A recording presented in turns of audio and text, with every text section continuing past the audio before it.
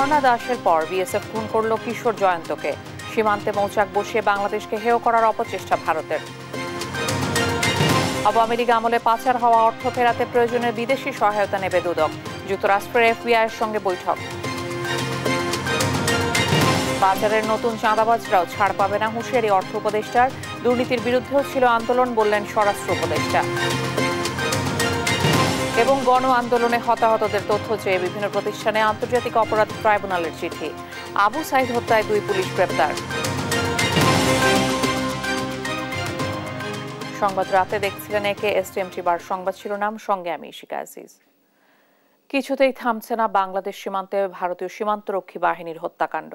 মৌলভীবাজারের কুলাউড়ার কিশোরী স্বর্ণা দাসকে হত্যার পর ঠাকুরগাঁওয়ের বালিয়াডাঙ্গি সীমান্তে কিশোর জয়ন্ত কুমার সিংহ নামে এক কিশোরকে হত্যা করেছে বিএসএফ। গুলিতে আহত হয়েছেন তার বাবা ও আরেকজন। সোমবার ভোরে বালিয়াডাঙ্গি উপজেলার ধনতলা ইউনিয়নের কান্তিভিটা সীমান্তের 393 নম্বর পিলার এলাকায় এই ঘটনা ঘটে। পুলিশ জানায়, বিএসএফ এর গুলিতে একজন কিশোরের মৃত্যু হয়েছে, আর আহত 2 জন রংপুরে চিকিৎসাধীন আছেন। মরদেহ নিয়ে গেছে বিএসএফ। এ বিষয়ে 50 বিজিবি ব্যাটালিয়নের অধিনায়ক লেফটেন্যান্ট কর্নেল তানজির আহমদ বলেন, প্রকৃত ঘটনা জানার পাশাপাশি মরদেহ ফেরত পেতে কাজ চলছে। বাংলাদেশিদের অনুপ্রবেশ ঠেকাতে সীমান্তে মৌমাছি মোতায়েন করেছে ভারত। পশ্চিমবঙ্গের নদিয়ায় 222 কিলোমিটার জুড়ে ওই কৃত্রিম চাক মোতায়েন করা হয়। বাংলাদেশ ভারত সীমান্তে অনুপ্রবেশ ও চোরাচালান ঠেকাতে সবসময় টহল দেয় সীমান্তরক্ষীরা। এমন পরিস্থিতিতে সীমান্তে মৌমাছি মোতায়েন বাংলাদেশকে হেয় করার অপচেষ্টা বলে মনে করছেন বিশ্লেষকরা।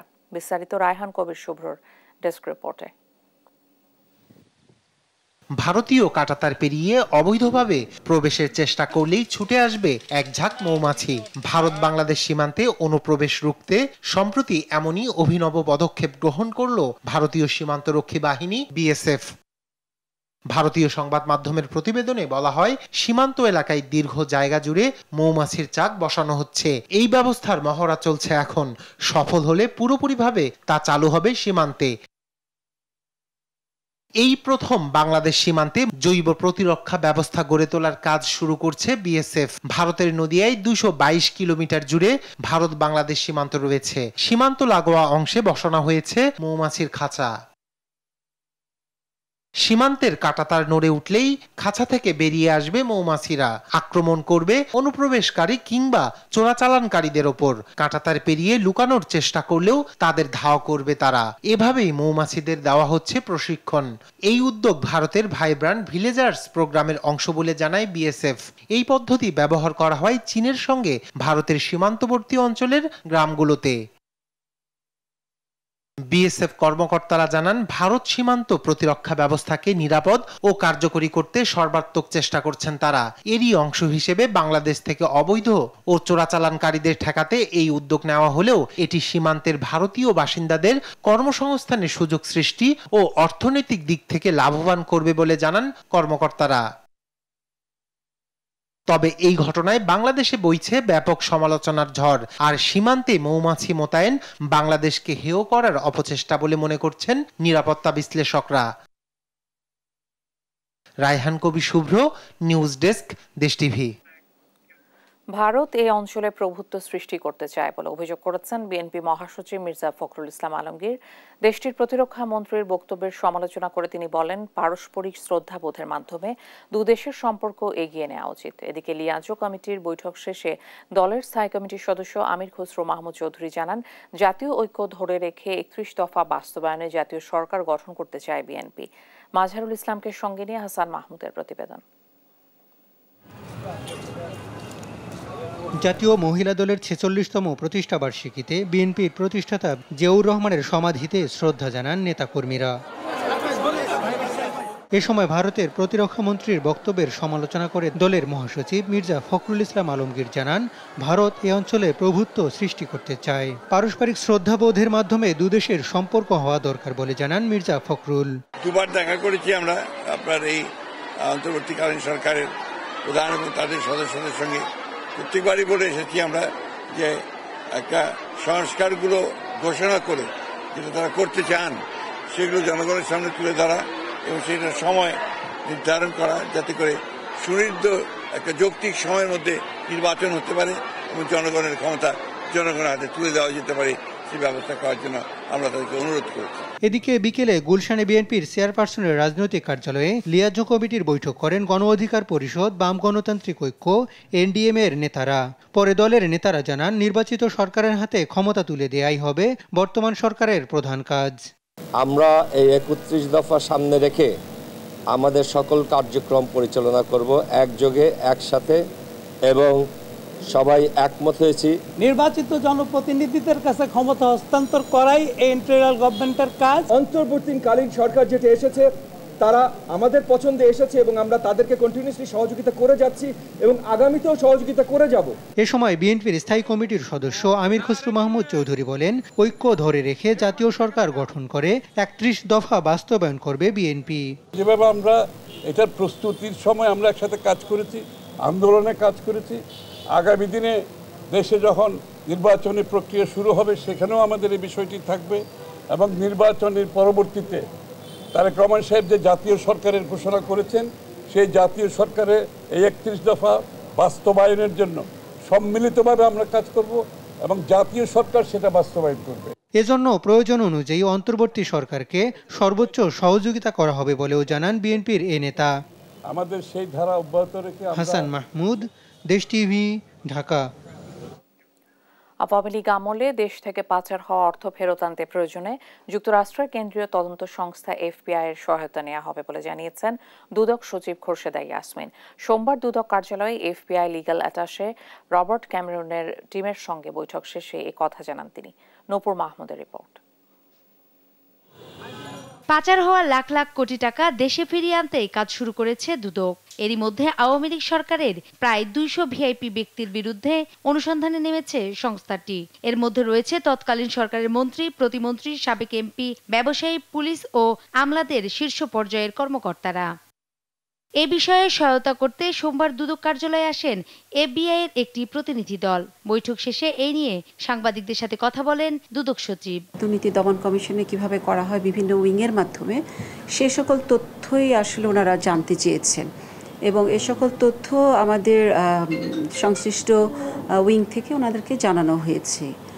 আর কোনো ক্ষেত্রে যদি কখনো প্রয়োজন আমাদের বোধ করি যে দুর্নীতি দমন কমিশন কোনো সহযোগিতার প্রয়োজন হয় তাদের থেকে নেয়ার, সেটার ক্ষেত্রে মানে আমাদেরকে কিছু এক্সপ্লোর করার কথা বলা হয়েছে। তিনি বলেন, পাচার হওয়া অর্থ ফিরিয়ে আনতে সর্বোচ্চ সহায়তা নিয়ে পাশে থাকবে এফবিআই। পাচারকৃত অর্থ উদ্ধারের জন্য বিভিন্ন রকম প্রচেষ্টা চলছে, চলমান। এটা চেইনের মাধ্যমে কার্যক্রমটা অ্যাডমিনিস্ট্রেটিভ ওয়েতে হচ্ছে, সেক্ষেত্রে একটু সময় ক্ষেপণ হয়ে যায় বা সব ক্ষেত্রে ওই কান্ট্রির কি আইন আছে, বিধানাবলী আছে, সেগুলির সাথে আমাদেরকে কোপ করে এক লাইন মতো এনে কাজ করাটার চেষ্টা চলছে। টাস্ক ফোর্স গঠনের ব্যাপারে জানতে চাওয়া হলে সচিব বলেন, এ নিয়ে এখন পর্যন্ত কোনো নির্দেশনা পায়নি দুদক। নূপুর মাহমুদ, দেশ টিভি, ঢাকা। বাজার ব্যবস্থাপনায় চাঁদাবাজি বন্ধ হয়নি, আগের জায়গায় নতুন মুখ এসেছে। তবে অন্তর্বর্তী সরকার কঠোরভাবে তা দমন করবে বলে জানিয়েছেন অর্থ ও বাণিজ্য উপদেষ্টা ডক্টর সালেহুদ্দিন আহমেদ। আর সমাজ কল্যাণ এবং মহিলা ও শিশু বিষয়ক উপদেষ্টা শারমিন এস মুর্শিদ জানান, তরুণ সমাজ যতদিন প্রয়োজন মনে করবে ততদিন অন্তর্বর্তী সরকার থাকবে। তৌফিক মাহমুদ মুন্নার রিপোর্ট। সচিবালয়ে সোমবার দুপুরে ইউএনডিপি প্রতিনিধিদের সাথে নিজ দপ্তরে বৈঠক করেন অর্থ বাণিজ্য উপদেষ্টা ডক্টর সালেহুদ্দিন আহমেদ। প্রায় ঘণ্টাব্যাপী চলে এই বৈঠক। পরে গণমাধ্যমের সঙ্গে কথা বলেন উপদেষ্টা, জানান অর্থনৈতিক খাত সংস্কারে প্রয়োজনে কারিগরি ও বিশেষজ্ঞ সাথে দিবে ইউএনডিপি। বাজার নিয়ন্ত্রণে ব্যবস্থা নেওয়ার কথাও জানান তিনি। চাঁদাবাজি বন্ধ করে, চাঁদাবাজি তো একটা শুধু এটা অর্থনৈতিক বাণিজ্যিক সিদ্ধান্ত না, এখানে রাজনীতি আছে, সমাজে অনেকগুলো ভ্যালু আছে। আর কোনোদিন তো ভ্যাকুয়াম থাকে না, শূন্যস্থান অলওয়েজ পূরণ হয়, তাই না? এখন যারা চলে গেছে তাদের বলে আরও শূন্যস্থান পূরণ করার যে লোক আছে, সেদের কন্ট্রোল করতে একটু সময় লাগবে, তো আর সহযোগিতা লাগবে। একেবারে হুট করে নেমে যাওয়ার মতো অবস্থা তো বিভিন্ন কারণে ঘটেছে। তো আপনারা জানেন তো মূল্যস্ফীতি কেন বাড়লো, টাকা ছাপিয়েছেন, 70-60 কোটি টাকা দিয়েছেন, খরচ করে, এইগুলোর ইম্প্যাক্ট ওটাকে উল্টো রথে আনতে হলে বা উল্টো দিকে আনতে হলে তো আমাদের রাষ্ট্র আনতে হলে একটু সময় লাগবে। এদিকে বিকালে নিজ দপ্তরে দায়িত্ব গ্রহণের 1 মাস পূর্তি উপলক্ষে সংবাদ সম্মেলনে আসেন সমাজ কল্যাণ এবং মহিলা ও শিশু বিষয়ক উপদেষ্টা শারমিন এস মুর্শিদ। কক্ষটা বড় করার একটা ব্যবস্থা করতে হবে। 1 মাসের কর্মকাণ্ড তুলে ধরে তিনি বলেন, রাজনৈতিক দলগুলোর মানসিকতার পরিবর্তন প্রয়োজন। আমাদের তরুণ সমাজ যদি মনে করে প্রয়োজন নেই, তাহলে আমরা চলে যাব। কিন্তু মাথায় রাখতে হবে যে আমাদের একটা পরিবেশে পৌঁছাতে হবে, যে পরিবেশের ভেতর দিয়ে আমাদের তো একটা অঙ্গীকার আছে, একটি নির্ভুল একটি নির্বাচন উপহার দেওয়া। এই কাজটিও তো আমাদের করে যেতে হবে। তার জন্য সংস্কার অবশ্যই দরকার, কারণ আমাদের বিগত নির্বাচনগুলো এত খারাপ হয়েছে। আমাদের নির্বাচনের যে কোড অফ কন্ডাক্ট আছে, আপনারা এগুলো জানেন, আমি আর আপনাদেরকে বোর করতে চাই না এগুলো বলে। এগুলোকে সবটুকু রিভিজিট করতে হবে। একটি নির্ভুল ও সুষ্ঠু নির্বাচন করা বর্তমান সরকারের অন্যতম কাজও বলে জানান উপদেষ্টা। করতে হবে আমার দায়িত্ব না। তৌফিক মাহমুদ মুন্না, দেশ টিভি, ঢাকা। বৈষম্য বিরোধী ছাত্র আন্দোলন শুধু কোটার জন্য হয়নি, এর পেছনে মূল কারণ হিসেবে কাজ করেছে ঘুষ, দুর্নীতি ও দ্রব্যমূল্যের ঊর্ধ্বগতি। এমন মন্তব্য করেছেন স্বরাষ্ট্র উপদেষ্টা লেফটেন্যান্ট জেনারেল অবসরপ্রাপ্ত জাহাঙ্গীর আলম চৌধুরী। সকালে কারা অধিদপ্তরের কর্মকর্তাদের সঙ্গে মতবিনিময় সভায় এসব কথা বলেন তিনি। কারাগারকে সংশোধনাগার হিসেবে গড়ে তোলার আহ্বান জানিয়ে উপদেষ্টা বলেন, ঘুষ, দুর্নীতি বন্ধের মাধ্যমে কারাগারের বেশিরভাগ সমস্যার সমাধান সম্ভব। এ সময় কারারক্ষীদের প্রশিক্ষণের মাধ্যমে দক্ষতা বৃদ্ধির তাগিদ দিয়ে তিনি বলেন, কারারক্ষী ও কয়েদিদের খাবারের মান উন্নত করতে হবে। এ সময় কারা কর্মকর্তা কর্মচারীদের বিভিন্ন দাবি দেওয়ার সম্পর্কে অবহিত হন উপদেষ্টা। কারারক্ষীরা তাদের যে সমস্যার কথা বলে, তাকে একটা বড় সমস্যা তাদের খাওয়ার মান ঠিক নেই। এটার ভিতরে একটা বড় ধরনের ঝামেলা আছে। এটার ভিতরে আপনারা যারা যারা ইনভলভ আছেন তারা সাবধান হয়ে যান, কোনো ধরনের ছাড় দেওয়া হবে না। কারারক্ষীদেরও খাবারের মানের উন্নতি করতে হবে এবং যারা কয়েদি তাদেরও খাওয়ার মান উন্নতি করতে হবে। যেইভাবে হোক ঘুষ বন্ধ করতে হবে, এটার কিন্তু কোনো অল্টারনেটিভ নাই। 1 অক্টোবর থেকে সুপার শপে পলিথিন ও পিপি ব্যাগ নিষিদ্ধ করেছে পরিবেশ মন্ত্রণালয়। বিকল্প হিসেবে পাট বা কাপড়ের ব্যাগ ব্যবহার করতে হবে। সকালে সচিবালয়ে পলিথিন শপিং ব্যাগের নিষেধাজ্ঞা কার্যকরের কর্মপরিকল্পনা নির্ধারণ সংক্রান্ত সভায় এই সিদ্ধান্ত হয়। জনসচেতনতা বাড়াতে তরুণ ও শিক্ষার্থীদের সম্পৃক্ত করতে হবে জানিয়ে পরিবেশ উপদেষ্টা জানান, 15 সেপ্টেম্বর থেকে গণমাধ্যমে ব্যাপক প্রচারণা চালানো হবে। পরে মুন্সিগঞ্জের শ্রীনগর উপজেলা পরিষদ মিলনায়তনে আড়িয়াল বিল সম্পর্কিত উপস্থাপনা ও ব্রিফিংয়ে অংশ নেন উপদেষ্টা। এ সময় আড়িয়াল বিলে যেন ড্রেজার আর না আসে সে বিষয়ে জেলা প্রশাসককে কঠোর নির্দেশনা দেন তিনি। আড়িয়াল বিল ভরাট নিয়ে 20 দিন পর পর রিপোর্ট দেওয়ার নির্দেশনাও দেন উপদেষ্টা। ড্রেজার দিয়ে কারা মাটি ভরছে এটা পুলিশ প্রশাসন, জেলা প্রশাসন, উপজেলা প্রশাসন জানে না, এটা হতে পারে না। আজকে ড্রেজার থাকুক বা না থাকুক, ড্রেজার যেন আড়িয়াল বিলে আর না আসে, আপনি সেই ব্যবস্থা গ্রহণ করবেন এবং আপনি নিয়মিত তদারকি করবেন এবং এই নিয়মিত তদারকিতে আপনি প্রয়োজনে এলাকাবাসী, সংবাদকর্মীদেরকে যুক্ত করবেন। ছাত্র জনতার আন্দোলনে গণহত্যার বিচার নিশ্চিতে আহত ও নিহতদের তথ্য চেয়ে সরকারি বেসরকারি হাসপাতাল ও কবরস্থান সহ সব জেলা প্রশাসকের কাছে চিঠি পাঠিয়েছে আন্তর্জাতিক অপরাধ ট্রাইব্যুনালের তদন্ত সংস্থা। আসামিরা বিদেশি আইনজীবী নিয়োগ দিলে প্রসিকিউশনের কোনো আপত্তি থাকবে না বলে জানান ট্রাইব্যুনালের চিফ প্রসিকিউটর তাজুল ইসলাম। সাবরিনা মজুমদারের প্রতিবেদন। জুলাই ও আগস্টের গণহত্যার ন্যায় বিচার নিশ্চিতে চিফ প্রসিকিউটর নিয়োগ দিয়ে প্রসিকিউশন টিম গঠন করে সরকার। শুরু হয়েছে আনুষ্ঠানিক তদন্ত। সোমবার দুপুরে আন্তর্জাতিক অপরাধ ট্রাইব্যুনালের তদন্ত সংস্থায় কাজের গতি প্রকৃতি নিয়ে সাংবাদিকদের ব্রিফ করেন chief prosecutor advocate Mohammad Tajul Islam. তিনি বলেন, তথ্য সংগ্রহের লক্ষ্যে ডিসি কার্যালয়, হাসপাতাল, বিশ্ববিদ্যালয় ও কবরস্থান সহ সংশ্লিষ্ট কর্তৃপক্ষকে চিঠি দেওয়া হয়েছে। পাশাপাশি প্রসিকিউশন টিম এরই মধ্যে কয়েকটি হাসপাতাল পরিদর্শন করে তথ্য সংগ্রহ করে। তথ্য চাওয়া হয়েছে গণমাধ্যমের কাছেও। আমাদের তদন্ত সংস্থার লোকেরা পরবর্তী সময়ে গিয়ে ডিটেইল এই সমস্ত তথ্য, প্রত্যেকটি আহত এবং নিহতের পোস্টমর্টেম রিপোর্ট সহ, চিকিৎসার কাগজপত্র সহ, যারা মারা গিয়েছেন কে তাদেরকে নিয়ে গেছেন, কোথায় দাফন করা হয়েছে, এই যে বিষয়গুলো যাবতীয় তথ্যাদি যা এখানে সংগৃহীত আছে সবকিছু আমাদের তদন্ত সংস্থার পক্ষ থেকে সংগ্রহ করা হবে। স্বচ্ছতার সাথে তদন্ত করার জন্যই এই উদ্যোগ। এজন্য কোনো তড়িঘড়ি করা হবে না। এছাড়া কোনো আসামি যদি বিদেশি আইনজীবী নিয়োগ করে সেক্ষেত্রে ট্রাইব্যুনালের কোনো আপত্তি থাকবে না বলেও জানান চিফ প্রসিকিউটর। আমরা মনে করি যে তারা যদি তাদের বেস্ট ডিফেন্স দেওয়ার জন্য আইনজীবী চান, সেটা দেশি হোক বিদেশি হোক, আমাদের পক্ষ থেকে আপত্তি থাকার কোনো কারণ নেই। সুতরাং এই ব্যাপারে আমি যদি বলেন প্রসিকিউশন টিমের পক্ষ থেকে, আমি বলবো যে না, এটা আমাদের আপত্তির কোনো ব্যাপার নেই। তারা যে ধরনের আইনজীবী চান, সরকারের সিদ্ধান্ত যদি হয়, আর আমাদের পক্ষ থেকে এর কোনো আপত্তি থাকবে না। গণহত্যায় সন্তান হারানো পরিবারগুলো মুখিয়ে আছেন প্রকৃত বিচারের দিকে। শহীদদের রক্তের দাগ শুকানোর আগেই বিচার প্রক্রিয়া শুরু করার আশা প্রসিকিউশনের। সাবরিনা মজুমদার, দেশ টিভি, ঢাকা।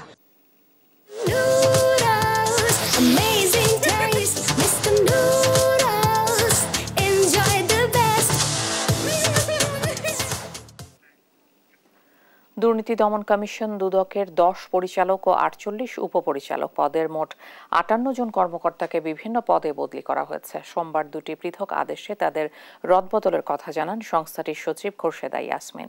দুদকের শীর্ষ পদের এসব কর্মকর্তাকে ঢাকা, রাজশাহী, ময়মনসিংহ, সিলেট, নারায়ণগঞ্জ, কুমিল্লা, কুড়িগ্রাম, দিনাজপুর, নওগাঁ, খুলনা ও চাঁদপুরের বিভিন্ন কার্যালয়ে বদলি করা হয়েছে।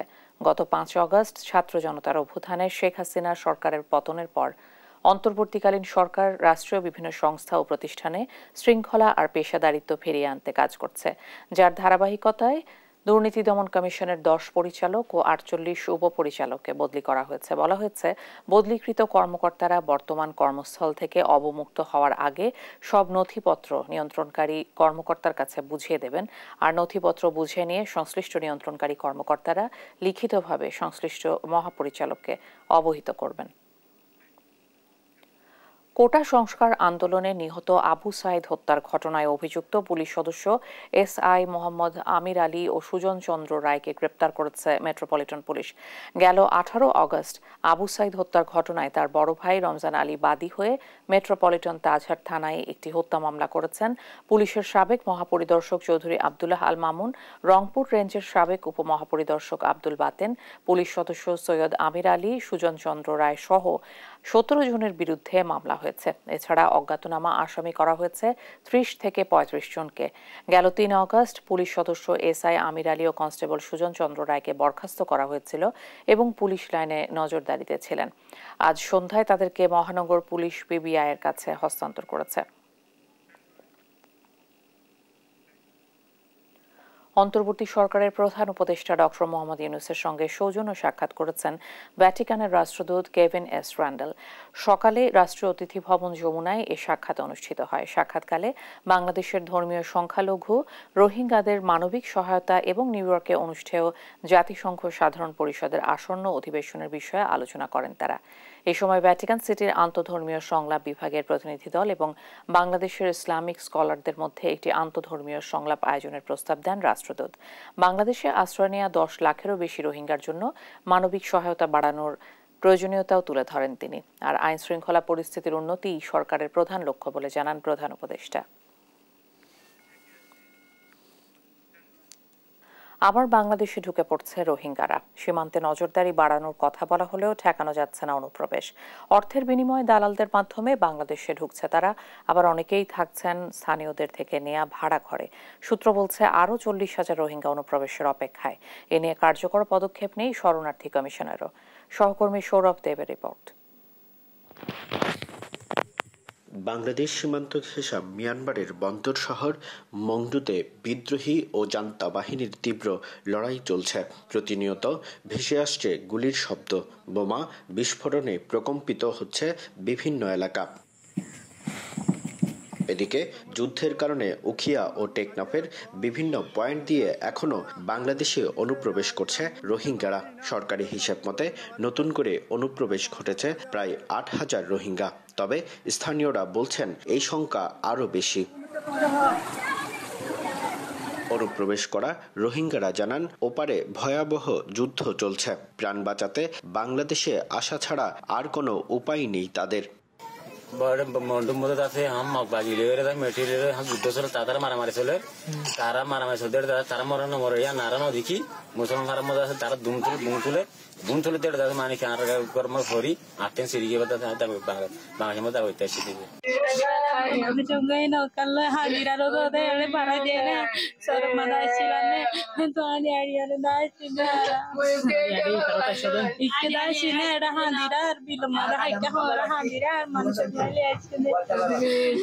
স্থানীয়দের দাবি, দালালদের মাধ্যমে অর্থের বিনিময়ে ঢুকছে রোহিঙ্গারা। রোহিঙ্গা অনুপ্রবেশের কারণে আমরা লক্ষ্য করছি টেকনাফের অনেক স্থানীয় মানুষও তাদের বাসা বাড়িতে রোহিঙ্গাদেরকে জায়গা দিচ্ছে টাকার বিনিময়ে। অনেক দালালরা কিন্তু মায়ানমার থেকে কিন্তু রোহিঙ্গাদেরকে আনতেছে। জ্বালা যন্ত্রণায় আছি। আমি গত পরশুদিনে কিছু উত্তর মাথার থেকে বাগানের ভিতর থেকে ধরে দিলাম।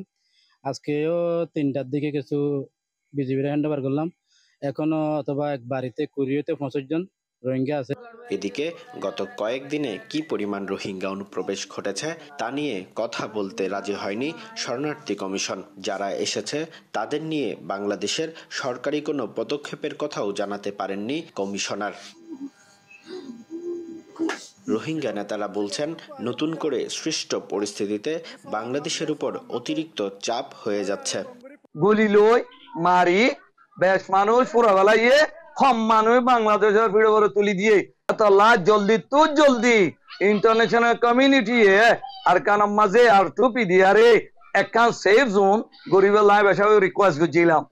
সীমান্তে নজরদারি বাড়ানোর কথা বললেও কিভাবে এত রোহিঙ্গার নতুন করে অনুপ্রবেশ তা নিয়ে কোনো বক্তব্য পাওয়া যায়নি বিজিবি বা কোস্ট গার্ডের। নির্ভরযোগ্য সূত্র বলছে, কমপক্ষে আরও 40,000 রোহিঙ্গা বাংলাদেশে অনুপ্রবেশের অপেক্ষায় আছেন। সৌরভ দেব, দেশ টিভি, কক্সবাজার। চাঁদপুরে বন্যা দুর্গতদের মাঝে ত্রাণ সহায়তা দিল স্বেচ্ছাসেবী সংগঠন প্রভাত সমাজ কল্যাণ সংস্থা। গেল কয়েকদিন ধরে শাহরাস্তি উপজেলার বিভিন্ন এলাকায় বন্যার্তদের মাঝে এই খাদ্য সহায়তা দেয় সংগঠনটি। এ সময় প্রভাত সমাজ কল্যাণ সংস্থার কর্মীরা দুর্গত এলাকার ঘরে ঘরে পৌঁছে দেয় ত্রাণ সহায়তায় প্রতিটি পরিবারে দেয়া হয় চাল, ডাল, তেল, চিনি, ওষুধ সহ বিভিন্ন নিত্যপণ্য সামগ্রী। এমন মানবিক বিপর্যয়ে খাদ্য সহায়তা পেয়ে খুশি স্থানীয়রা। এ সময় সংগঠনটির সাধারণ সম্পাদক মাসুদ হোসেন পানি না কমা পর্যন্ত সব ধরনের সহায়তা অব্যাহত রাখার আশ্বাস দেন। শাহরাস্তি উপজেলায় এখনো প্রায় সবকটি ইউনিয়নে পানিবন্দী হাজার হাজার মানুষ।